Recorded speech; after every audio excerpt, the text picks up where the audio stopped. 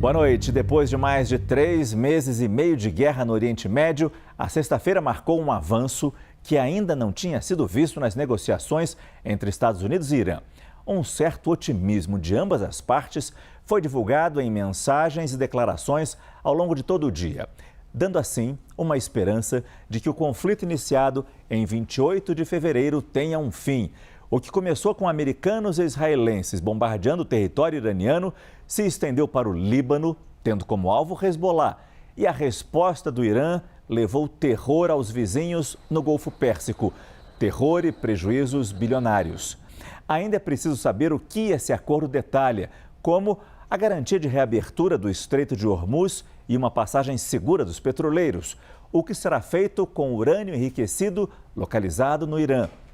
Acabam os bombardeios israelenses no Líbano? Mesmo com divergências, fontes disseram à CNN que o memorando pode ser assinado já no domingo na Suíça. Por isso abrimos esta edição indo ao vivo até Washington com a nossa correspondente Mariana Jangiacomo. Mariana, boa noite. Oi, Márcio, boa noite. Márcio, dia importante porque esse é o primeiro dia nessa guerra em que os dois lados dão sinais muito parecidos em direção a um acordo, mesmo que um acordo provisório. Fala-se em um memorando de entendimento antes de fato, haver um acordo um pouco mais definitivo, mas ainda assim é um passo importante exatamente porque esses dois lados parecem concordar pelo menos nisso, pelo menos no fato de que ambos estão chegando a um entendimento para esse acordo, ao menos provisório. Agora, onde há discordância? No que está nesse documento exatamente, porque é um documento que prevê, então, aparentemente um período de discussões mais técnicas, inclusive sobre o acordo nuclear iraniano, dentro de um prazo, mas já tem algumas condições ali que entram em vigor assim que o acordo for assinado. E é exatamente sobre essas condições que Estados Unidos e Irã ainda divergem. Os Estados Unidos afirmam que esse acordo inclui uma série de itens, como, por exemplo, o desmantelamento do acordo nuclear iraniano e a destruição do material já enriquecido no Irã e a transferência para os Estados Unidos. Essa operação não é uma operação simples, muito pelo contrário, porque a gente está falando de um material extremamente delicado, extremamente perigoso, debaixo da terra. Então, é uma operação complexa e os Estados Unidos afirmam que isso vai acontecer. O Irã já não fala sobre isso. Os Estados Unidos também afirmam que esse acordo prevê a reabertura do Estreito de Hormuz e o desbloqueio de americanos aos portos iranianos, as restrições americanas aos portos iranianos. E uma autoridade, essa mesma autoridade sênior do governo americano que falou à CNN sobre esses pontos, disse também que tudo isso está sujeito ao cumprimento das obrigações por parte do Irã, para que leve à retirada de sanções, ao alívio das pressões econômicas que o Irã sofre nesse momento. Então, esse alívio econômico está sujeito ao cumprimento das obrigações por parte do Irã. Por que é interessante observar esse ponto na fala dessa autoridade? Porque Donald Trump criticava muito o antigo acordo nuclear com o Irã, ainda durante o governo de Barack Obama, o acordo do qual ele tirou os Estados Unidos em 2018, justamente pela retirada dessas sanções. Então, Donald Trump tenta conseguir um acordo que seja melhor ou pelo menos não seja visto como menos vantajoso do que aquele que já existia no governo de Barack Obama. Mas o Irã não fala sobre esses mesmos pontos, pelo menos não da mesma forma que os Estados Unidos nesse momento, e por isso a pergunta continua. Sim, a gente parece estar perto desse acordo, mesmo que provisório, mas o que exatamente existe nesse acordo ainda continua uma questão. Márcio. Muito obrigado. Direto de Washington, nossa correspondente Mariana Jangiacomo. Aqui no estúdio já aparece nosso analista de internacional Lorival Santana, porque se Estados Unidos e Irã parecem estar perto de um acordo, é preciso dizer que a próxima etapa pode ser mais difícil, já que esse memorando de entendimento daria início a um período de 60 dias para se resolver questões técnicas. Lorival, boa noite. Que questões são essas? Ou são todas essas que a gente já está listando aqui? Boa noite. Bom, acho que vale a pena assinalar que no início da semana, quando houve a derrubada do helicóptero americano e as retaliações americanas e iranianas, a gente disse aqui que isso não mudava a estratégia, que não haveria uma escalada, que não haveria uma volta à guerra e que as negociações estavam estruturadas e estavam avançando. Eu acho que é muito importante a gente não ficar preso, arrastado a um ciclo de notícias, que, aliás, transfere centenas de milhões de dólares de mãos todos os dias, com as quedas abruptas na Bolsa, elevações nas ações, nos derivativos de petróleo.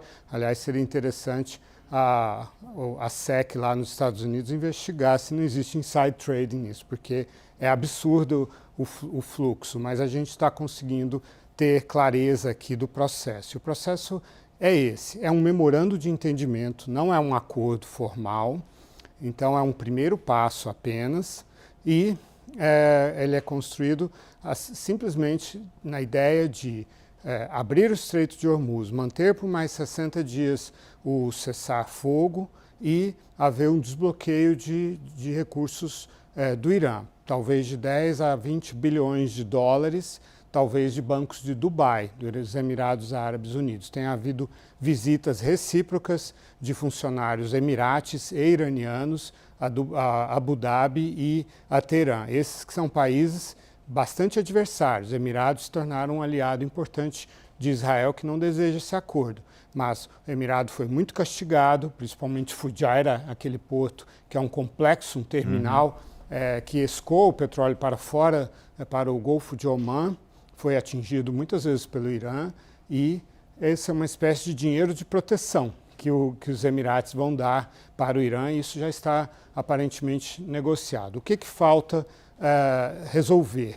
O status final da soberania do Irã sobre o Estreito de Hormuz, isso é uma questão muito espinhosa, tem uma repercussão global, cria um precedente que o direito marítimo se torna violado dessa forma, então isso precisa ser mais bem negociado. Também a questão do programa nuclear, o que vai acontecer com os 441 quilos de urânio enriquecidos acima de 60% e, de forma global, com as 11 toneladas de urânio enriquecido em diferentes graus. Né? O Irã aceita diluir os 441 quilos de urânio muito enriquecido. Não aceita que vá para os Estados Unidos. E aí a negociação vai ser em torno do que fazer com essas 11 toneladas. Também, qual o destino das instalações nucleares iranianas? São 3, são subterrâneas.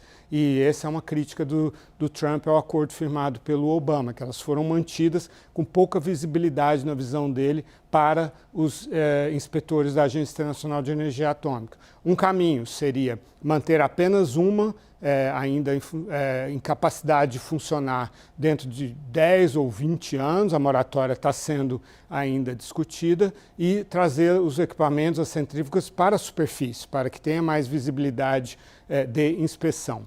Outra questão, além desse desbloqueio do dinheiro, que está mais ou menos já bastante bem encaminhado, como ficam as sanções americanas ao petróleo iraniano? Em que momento essas sanções e com que ritmo elas seriam liberadas? E também uma coisa que foge um pouco ao controle dos Estados Unidos e do Irã, que é o conflito entre Israel e o Hezbollah, que o Irã quer que esteja dentro dessa mesa de negociações, e aí Israel resiste muito a isso, até porque o Hezbollah ainda ataca o norte de Israel e dá esse pretexto também. Então, o que temos agora é um caminho para que comece a se desbloquear o Estreito de Hormuz, que é a grande prioridade de Donald Trump. Esse bloqueio está tendo um custo econômico e, consequentemente, político para ele e os republicanos. Mas, pelo menos, tudo indica que uma assinatura nesse memorando poderemos vir a ter agora no domingo. Sim, senão... Daí para frente, tudo neva, tudo dúvida. Sim, se não no domingo, talvez durante o encontro do G7, que acontece na França, mas a assinatura poderia ser em Genebra, na Suíça, durante a cúpula do G7. Mas é porque faltam acertar detalhes ainda, mas depois daí vai ter ainda uma várias negociações complexas. Muito bom, muito obrigado, Lorival Santana.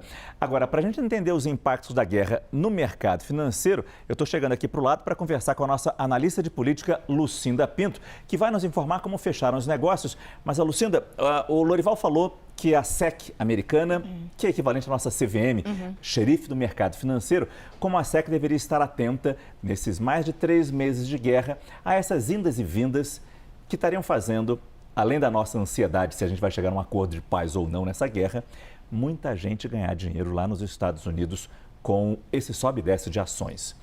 A gente tem informação de que essa investigação estaria acontecendo lá nos Estados Unidos, de olho no mercado financeiro e gente ganhando dinheiro com a guerra.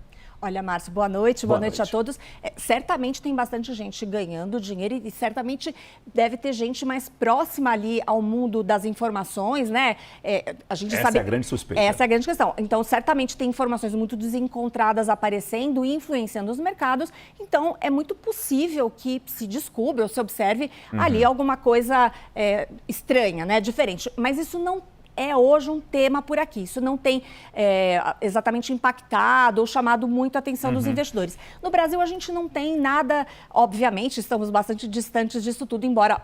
Claro que o mercado aqui também está operando muito em cima dessas informações, não há nada nessa direção acontecendo. Agora, de fato, esses movimentos, especialmente dos contratos de petróleo, que ora sobem com muita força, ora caem, sem que a gente tenha notícias concretas, né? Acontecimentos muito consistentes, isso de fato chama atenção. Mas a SEC vai observar muito provavelmente não vai resultar em nada. A gente já viu esse tipo de coisa acontecer outras vezes, mas vamos acompanhar, né, Márcio? E o nosso mercado financeiro hoje? Eu diria que essa semana o mercado brasileiro conseguiu captar um pouco dessa esperança, dessa expectativa mais positiva que se desenha. Muitas incertezas, muitas dúvidas, tanto é que hoje a gente viu o Ibovespa cair um pouquinho para 171 mil pontos, o dólar continuou em queda, então devolveu boa parte daquela pressão que a gente tinha visto ali no começo da semana e fechou em R$ 5,06. Mas na próxima tela que a gente vê como a semana foi um pouco mais positiva para o mercado brasileiro. Então o Ibovespa acumulou uma alta de 1,25%, Houve momentos em que a fala do Donald Trump, de fato, trouxe um alívio, trouxe uma justificativa, um argumento, né, para uma recuperação. E o dólar conseguiu cair aí 1,83% ao longo da semana. Tem outros fatores pesando bastante sobre os mercados, a gente vai falar mais sobre isso, mas essa questão toda de inflação, taxa de juros, no fim das contas, também tem limitado uma recuperação mais consistente dos mercados, Márcio. Hoje a notícia da inflação foi um banho de água fria. Bom, banho de água fria não, que a gente já sabia que a situação estava ruim. E pode vir a piorar. Daqui a pouco a Luciana Pinto volta para trazer exatamente as perspectivas daqui para frente, pensando principalmente no El Niño, impacto em alimentos, já que o alimento contou muito no índice desse mês de maio. Por enquanto, obrigado, Luciana Pinto.